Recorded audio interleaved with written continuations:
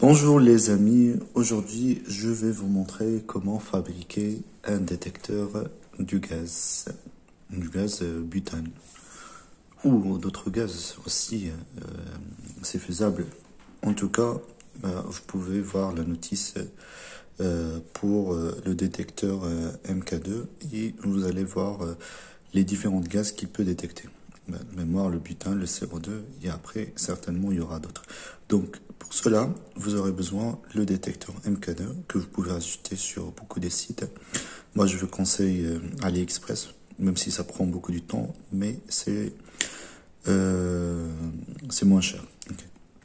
Après, il faut avoir un transistor IP ou TIP 120.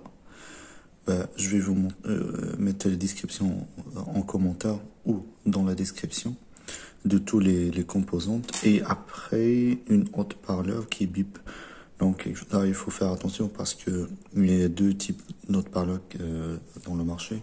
Il y a celle-ci qui bip, ok. Il y a une autre, mais c'est une haute-parleur donc qui va amplifier le son. Donc en fin de compte, il bip pas. Et finalement, une résistance de 2,2 kilo ohm. Donc celle-ci. Après, vous pouvez trouver pas mal de documents qui permettent de lire la résistance en fonction des traits et des couleurs. Donc là, ce que je vais faire assemblage sans la fer à souder, parce que ma fer à souder est tombée en panne au moment où j'enregistre cette vidéo-là. Et du coup, j'ai décidé de faire un assemblage sans fer à souder. Donc pour cela, j'ai prévu juste un câble, okay, que je vais déjà le desserrer et après je fais des petits découpes comme ça, okay, qui sont creux au milieu et qui vont servir pour attacher les différents éléments. Donc là, on va commencer l'assemblage. Donc j'ai déjà fait un petit schéma de principe. Donc là, ce qu'on va faire, donc ce que vous voyez ici, ça c'est le capteur MK2. Donc là, on a ici, donc c'est le AO qui est analogique, à côté il y a le DO, le digital, et après on a le GND. Et après, il y a l'alimentation VCC. Okay. Et donc, ce qu'on va faire, c'est que on va alimenter le milieu du transistor, avec l'autre parleur, et l'autre côté d'autre parleur, le plus avec le 5 volts. Et après, ce banc-là, il va être lié d'un côté avec le moins 5 volts, et de l'autre côté avec le GND. Et en fin de compte, le dernier, le troisième, donc ça serait lié à l'analogique avec une résistance 2,2 kilo ohm en série. Et après, bien sûr, l'alimentation du capteur MK2 avec le 5 volts. Donc, on va commencer la première deux choses, l'alimentation électrique, et après, on va revenir vers l'installation des différentes composantes. Donc pour l'alimentation, moi ce que je vais faire, soit vous avez des piles et du coup de 5 volts et vous les connectez avec le capteur. Sinon, moi j'ai prévu juste un câble USB que j'ai découpé aux frontières et je vais l'attacher avec le PC. Okay. Donc là, je vais commencer mon assemblage.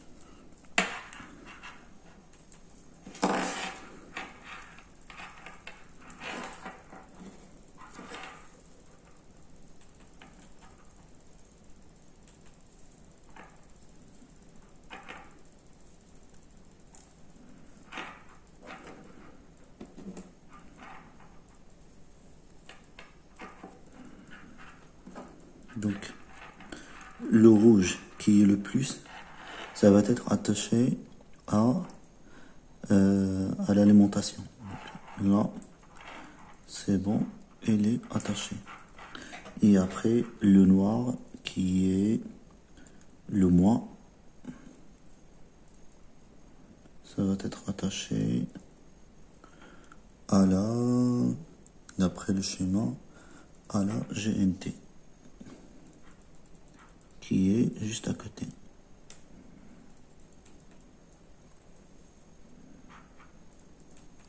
Donc là, c'est bon, j'ai mon alimentation.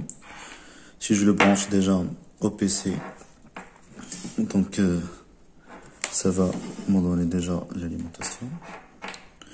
Donc là, c'est allumé.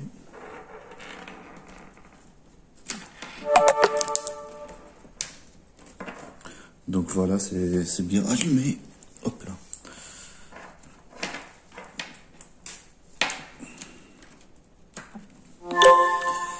Après, on va prendre le transistor.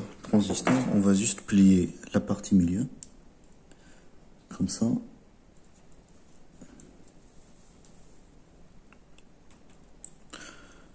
Comme ça, pour qu'il ça serait lié à l'autre parleur.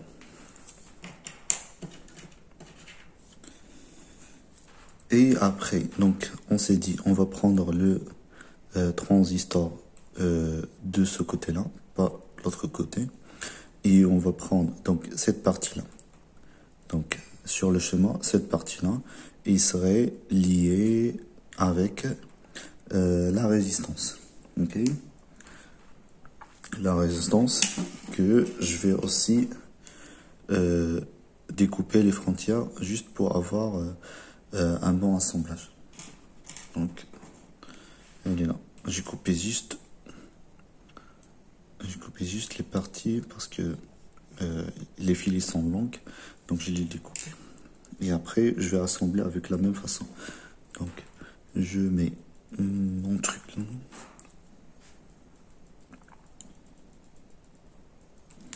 Donc cette partie-là va être liée avec le transistor. Ok, comme ça. Donc c'est bon. Ça, c'est la partie transistor. Donc ce qu'on a fait ici, c'est là, cette partie-là. Et après de là, ça va partir vers l'entrée analogique, vers le AO du capteur. Après, on va alimenter la deuxième partie. Et la deuxième partie, donc, ça serait vers le GNT avec, donc, la deuxième partie, ça serait direct avec le GNT et avec le moins 5 volts. Donc, en fin de compte, il est déjà alimenté. Il faut juste l'insérer comme ça. Mais, et après, on a le milieu, c'est pour la haute-parleur. Donc, on va prendre la haute-parleur qui est là. On va mettre le petit câble en plein, comme ça. Donc là, il faut faire attention. Le plus, donc ce qu'on va raccorder, c'est le plus, ça serait avec l'alimentation 5 volts, et donc le moins qui serait sur le transistor.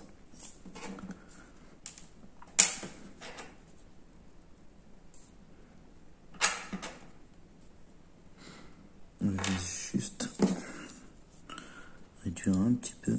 Hop là. Donc là, sur le transistor, je vais mettre ça. Et je vais mettre le moins. Mon raccordant, c'est bon. Donc là, j'ai raccordé au milieu l'autre parleur. Je vais l'écrire ici parce que ça se voit pas. Mais c'est ici, autre parleur.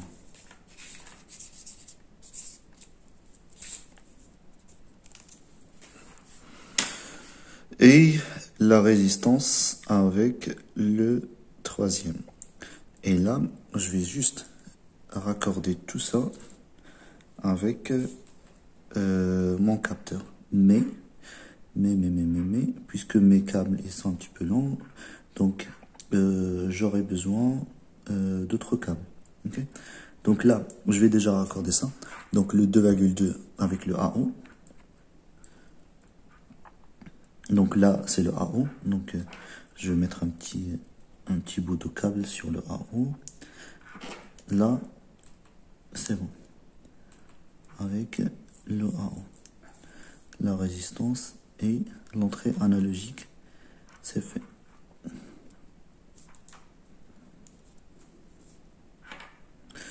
Et donc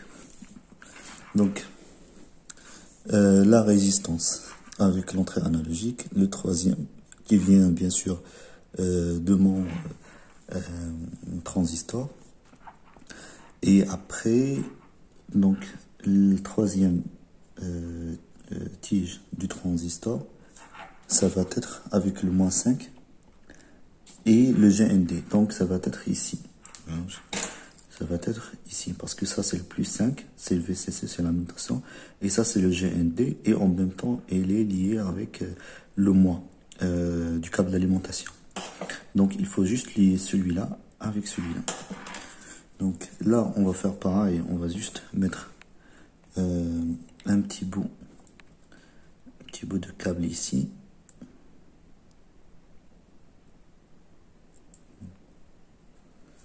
Petit bout qui est creux bien.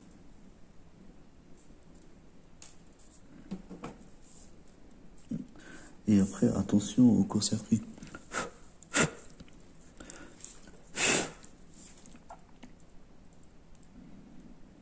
Là, c'est fait. Et après, je vais juste ramener un petit fil, ok, que j'ai découpé. Bon, en fait, le fil là, je l'ai ramené juste d'une résistance. Donc, c'est le fil de la résistance. Je l'ai ramené, mais qui va servir uniquement au montage. Donc là, je vais mettre une partie sur le GND. Comme ça.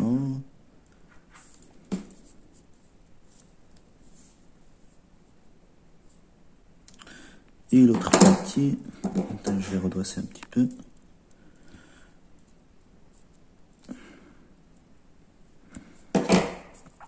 Et l'autre partie vers le transistor.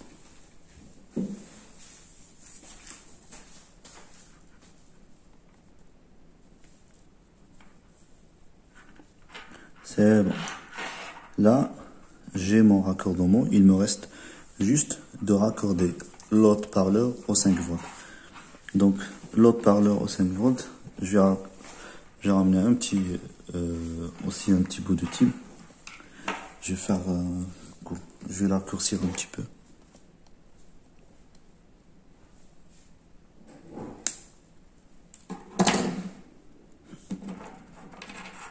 Donc là, ok, je l'ai mis ici, c'est bon. Et de là, je vais l'assembler avec le 5 volts. Je vais mettre un petit peu de lumière parce que commence à faire sombre.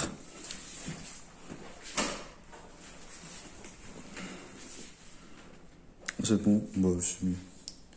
Et après, je ramène aussi un petit fil que j'ai fait. Ok. Et je vais l'insérer d'un côté sur le 5 volts. Okay, je vais me servir soit du pinceau, soit avec le petit couteau. Et ça va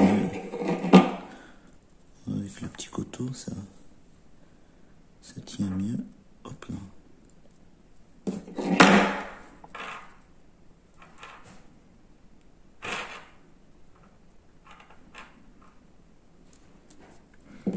Donc là, cette partie-là, elle est liée. Il reste à la lier avec l'autre parleur.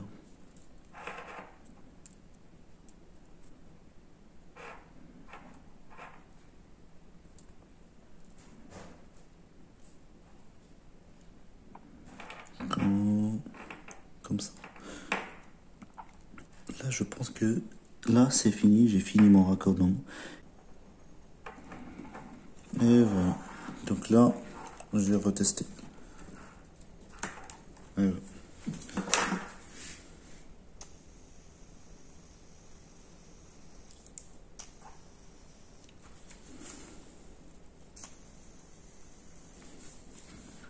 ce qui est dessert. J'ai le plus avec le plus.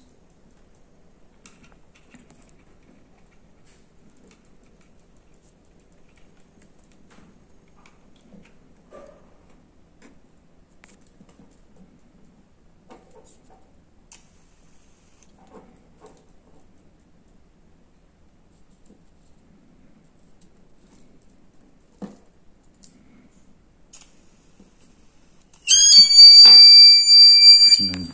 Donc là,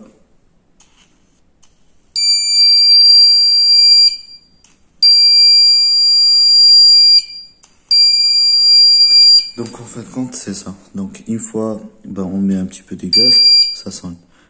Une fois on met du gaz, ça sonne. Après, ce qu'on peut faire après, c'est d'ajouter par exemple des LED et des LED lumineux. Et du coup, ça permet à chaque fois, ben, il sonne, il y a une LED lumineux qui s'allume. Ou mettre aussi un condensateur pour que ça sonne d'une manière intermittente.